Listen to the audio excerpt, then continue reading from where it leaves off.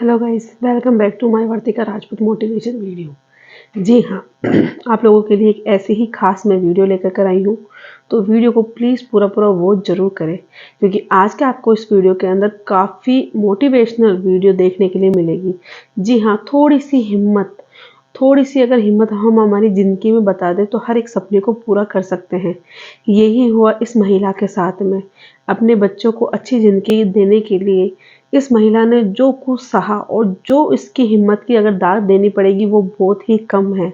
जी हाँ, ऐसे पड़ाव पे कई महिलाएं हार जाती है अपनी ज़िंदगी से, पर कुछ महिलाएं ऐसी होती है कि जो अपना विश्वास दिखा करके आगे बढ़ने की हिम्मत और जुनून और कॉन्फिडेंस रखती हैं। जी हाँ, ऐसी ही आज आपको मैं ऐसी भारतीय महिला की कहानी बताने जा रही हूँ जिनकी सच्ची जर्नी है। तो वीडियो को पूरा ज़रूर देखें। मुझे पता है कि इस वीडियो से आप मोटिवेट होकर के जो हमारी भारत में रहने वाली महिलाएं जो हार जाती है अपनी ज़िंदगी में, उनको ज़रूर कुछ ना कुछ मोटिवेट या मोटिवेशन मेरे इस वीडियो में देखने के लिए मिलेगा। तो इसकी कहानी, जिस महिला की मैं आपको कहानी अपनी जर्नी बताने जा रही हूँ, तो प्लीज़ वीडियो को पूरा वॉच ज़रूर करें। जी हाँ, पंजाब की रहने वाली इस गीता की कहानी जो आप लोगों को शायद आपके रोंगटे खड़े कर दे, पर आपको एक चीज़ तो ज़रूर सिखा देगी कि ज़िंदगी में कभी हार नहीं माननी चाहिए, थोड़ी हिम्मत दिखानी चाहिए और अपने आत्मविश्वास पे डट के खड़ा रहना चाहिए। तो ज़िंदगी में आप हर हारी हुई बाजी भी आप जीत सकते हैं। जी हाँ, पंजाब में रहने वाली ये गीता, जिसकी छोटी सी बचपन में ही अपनी माँ का साया साथ में से उठ गया था।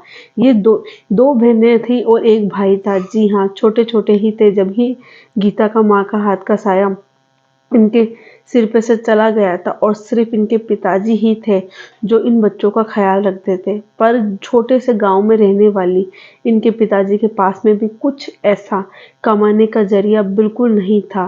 वो बस के किराए को बचा बचा करके अपने बच्चों के लिए 10-10 रुपए बचा करके खाने का इंतज़ाम करते थे। गीता ने जो बताया वो ऐसे बताया कि 3 दिन तक ये लोग भूखे रहते थे और कुछ भी कमाने का ज़रिया नहीं रहता था। जी हाँ, गीता बहुत ही गरीब परिवार से थी और इनके जो पिताजी थे, जो सामान उतारते हैं, जो गेहूँ की बोरियाँ उतारते हैं और ट्रक में से गोदाम में रखते हैं, उनमें वो काम किया करते थे। और जब आते थे तो वो हमेशा ही बस में नहीं, वो बिल्कुल इसके अंदर आते थे पैदल-पैदल, ताकि 10 रुपए भी बच जाए तो वो अपने बच्चों का लालन पोषण अच्छी तरीके से कर सके। इसी तरीके से टाइम बीत रहा था तो गीता के पिताजी को इनको पढ़ाने का बिल्कुल भी दिमाग में ऐसे नहीं आया कि मैं अपने बच्चों को पढ़ाऊँ, क्योंकि इतना तो ना उनमें समझ थी और वो सिर्फ अपने बच्चों का लालन पोषण करने में ही रह गए। तो गीता ने कोई इतनी खास पढ़ाई भी नहीं करी थी। यही हुआ गीता के साथ में। जैसे जैसे गीता बड़ी होने लगी तो आपको पता ही है कि समाज में ये बोलने लग जाते हैं कि अब लड़कियां बड़ी हो रही है, इनको अब इनकी शादी जल्दी कर देनी चाहिए, नहीं तो वरना ये कहीं कहीं किसी के साथ भग जाएगी तो काला मुंह हो जाएगा।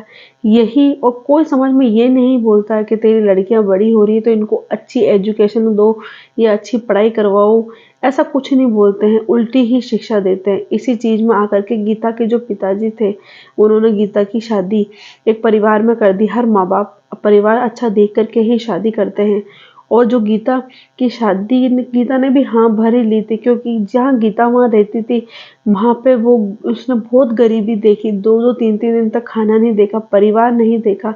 तो गीता ने सोचा कि शायद शादी के बाद में मैं एक अच्छा परिवार देख सकूं और शायद मुझे 2 वक्त का खाना अच्छा मिल सके। तो गीता ने शादी के लिए हाँ भर दी। पर गीता को नहीं पता था कि उससे ज़्यादा तकलीफ तो उसको शादी के बाद में देखने के लिए मिलेगी। और जैसे ही गीता की शादी हुई, दूसरे दिन ही गीता के पति ने उसको मारना पीटना स्टार्ट कर दिया। गीता को ये समझ में ही नहीं आ रहा था कि उसके पति ऐसा क्यों कर रहे हैं। पर जब धीरे धीरे जब कि गीता का पति गीता को मारता था, गाली गलौज करता था और बोलता था कि तू तेरे मायके से कुछ भी नहीं लेकर कर आई है, सिर्फ तू, तेरे पिताजी ने तुझे अकेले को हमारे गले डाल दिया। तब गीता को ये समझ में आया। तब गीता बहुत रोती थी। इधर उसके सास ससुर उसको ताजना दिया करते थे, गाली गंदी गंदी बका करते थे। तब गीता हमेशा रोती रहती, बोलती इससे अच्छा तो मेरी वही जिंदगी अच्छी थी, कम से कम मैं 2 दिन भूखे रहती, पर ये मार पीट, ये गाली गलौज तो मुझे सुनने के लिए नहीं मिलता। पर गीता थी वो बहुत ही हिम्मत वाली लड़की थी। जी हाँ, सब उसको ये बोलते थे कि एक बच्चा हो जाएगा तो शायद तेरा पति सुधर जाएगा। शादी के साल भर बाद में वो प्रेग्नेंट हुई और एक लड़की को जन्म दिया। जब वो प्रेग्नेंट थी तब भी उसको बहुत मारते थे, बहुत पीटते थे। तब भी गीता को ये समझ में नहीं आता था कि ये ऐसा क्यों करते हैं। जब वो अपने पति को समझाने लगती तो पति बल्कि और उल्टा उसे मारते। एक बच्चा होने के बाद में उसकी जो सासू माँ थी वो थोड़ी उनके व्यवहार में वो आया और वो सुधर गई और वो गीता के पति को समझाती थी कि तू गीता को मत मारा कर, इस लड़की को मत मारा कर। फिर भी वो मारने से बाज नहीं आता था और गीता को इस तरीके से मारता था कि गीता कितनी बार मार के कारण बेहोश हो जाती थी और उसकी बच्ची अपनी माँ को बस देखा करती थी। फिर वही रागनी होती थी, आप जानते ही हैं कि एक बच्चा और कर ले, शायद लड़का हो जाए तो ये सुधर जाएगा।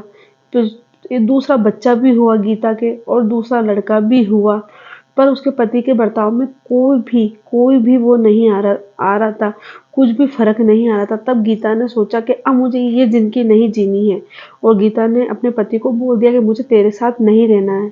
तब गीता के पति ने गीता को बोला कि तुझे हाँ, मेरे साथ नहीं रहना, मुझे पता है कि तू बाहर जाकर के 50-50 आदमियों के बीच में सोएगी, तेरा तो यही है। इतना बुरा, इतना गंदा इसके ऊपर लांछन लगाया। पर गीता ने बोल दिया कि मैं 50-50 लोगों के बीच में तो नहीं सोऊंगी, पर जिस दिन मैंने अपनी पहचान बनाई ना और जिस दिन मैं आगे बढ़ी, उस दिन तेरी जिंदगी जरूर बदल जाएगी। ऐसे बोल करके गीता वहां से चली जाती है अपने दोनों बच्चों को लेकर के। रहने के लिए छत नहीं होती है, काफी दिन तक तो वो रोड पे ही बिताती है अपने बच्चों को लेकर के। फिर उसे ले दे के किराए पे वो मकान लेती है और एक सोने की अंगूठी थी उसके पास में, उसको बेच करके वो किराए का मकान का जो भाड़ा होता है वो देने लगती है। और मुंबई शहर में आप लोग जानते हैं ही है कि कितना वो है, मतलब पहले पैसे बाकी सब कुछ बाद में। फिर जैसे ही गीता बाहर निकलती काम के लिए तो कई औरतें उसको बोलती कि तू ये काम कर ले, ये काम कर ले। आपको पता ही है कि अकेली औरत को देख करके तो हर किसी से अगर काम भी लेने जाएंगे तो वो गलत काम ही बताएंगे, अच्छा काम कोई नहीं बताएंगे। पर गीता ने ये तय कर लिया था कि मैं अच्छा ही काम करूंगी, मैं कोई ऐसी वैसी जगह काम नहीं करूंगी। कल में मेरे बच्चों को कोई ऐसा नहीं बोल दे कि इसकी तो माँ ऐसी है, इसकी तो माँ बार डांस करती है या इसकी माँ तो ऐसी है वैसी है। उसने ठान लिया था कि मेरे बच्चों को मैं ये तो नहीं सुनने दूंगी। और एक अपने मैंने अब खुद ने अच्छी लाइफ नहीं जी है तो क्या है, मैं मेरे बच्चों को अच्छी लाइफ जी दूंगी। यही गीता का कॉन्फिडेंस था। और गीता ने कई जगह काम मांगा पर गीता को काम नहीं मिला। पर जब जहाँ पर रोड के ऊपर, आपको पता है कि रोड के ऊपर छोटे छोटे ठेले लगा करके जो रोटियां बनाते हैं उसका उसने काम किया। एक दिन में उसने 500 रोटी बनाई। पर जब वो वहां गई तो वहां जाकर के बोल दिया उसको कि मुझे काम 2 वक़्त का भरपेट रोटी चाहिए। तो एक ठेले वाले ने बोला ठीक है, मैं भरपेट रोटी दे दूँगा और तुझे हर महीने 1200 रुपए दे दूँगा। इस तरीके से गीता इतनी खुश हुई, इतनी खुश हुई।